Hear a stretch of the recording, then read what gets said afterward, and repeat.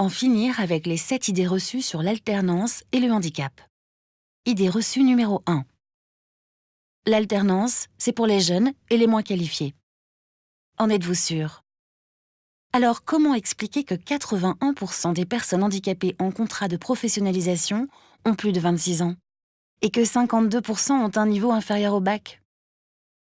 En réalité, le contrat d'apprentissage, comme le contrat de professionnalisation, concerne toutes les personnes handicapées, sans exception, des plus jeunes aux plus âgés, quel que soit le niveau de qualification. Idée reçue numéro 2. Il y a de nombreux postes qui ne peuvent pas être occupés par une personne handicapée. En êtes-vous sûr? Est-ce que le poste de conducteur de bus scolaire entre dans cette catégorie? Parce que plusieurs entreprises de Midi-Pyrénées se sont regroupées pour recruter 70 conducteurs de bus. Parmi eux, il y avait 11 personnes handicapées embauchées en contrat de professionnalisation, avec une formation de chauffeur interurbain de voyageurs. En réalité, les handicaps et leurs conséquences sont divers et permettent aux personnes handicapées d'exercer tout type de métier. Si besoin, il existe une vaste palette d'aménagements pour rendre un emploi compatible avec le handicap. Idée reçue numéro 3. Travailler en alternance, c'est compliqué pour une personne handicapée. En êtes-vous sûr? Alors pourquoi plus de 5000 personnes handicapées font-elles chaque année le choix de l'alternance et 90% des contrats de professionnalisation vont-ils jusqu'à leur terme? En effet, l'alternance, par nature, s'individualise plus facilement que tout autre type de formation. La présence du maître d'apprentissage ou du tuteur permet d'organiser et de sécuriser les parcours des personnes handicapées dans l'entreprise. Sans oublier, bien sûr, les conseillers Cap Emploi, qui peuvent aider à définir les conditions de la bonne intégration du salarié. Au-delà de la compensation du handicap, leur accompagnement permet d'anticiper les difficultés liées au logement ou au transport. La personne handicapée est suivie individuellement pendant la durée de son contrat, mais aussi à l'issue de sa formation si le poste n'est pas pérennisé. Idée reçue numéro 4. L'alternance, ça coûte cher. En êtes-vous sûr?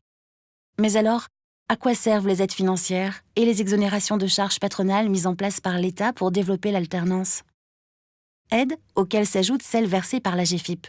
Jusqu'à 6 000 € pour la personne handicapée et 9 000 € pour l'entreprise à la signature du contrat. Et si l'employeur pérennise le contrat, il perçoit un financement supplémentaire. Côté salarié, l'alternance est la garantie de percevoir un salaire. Pour leurs employeurs, ces salariés ne représentent pas seulement des coûts. Souvent expérimentés, ils deviennent rapidement autonomes et productifs. Idée reçue numéro 5. Recruter une personne handicapée en alternance, c'est compliqué pour une entreprise. En êtes-vous sûr?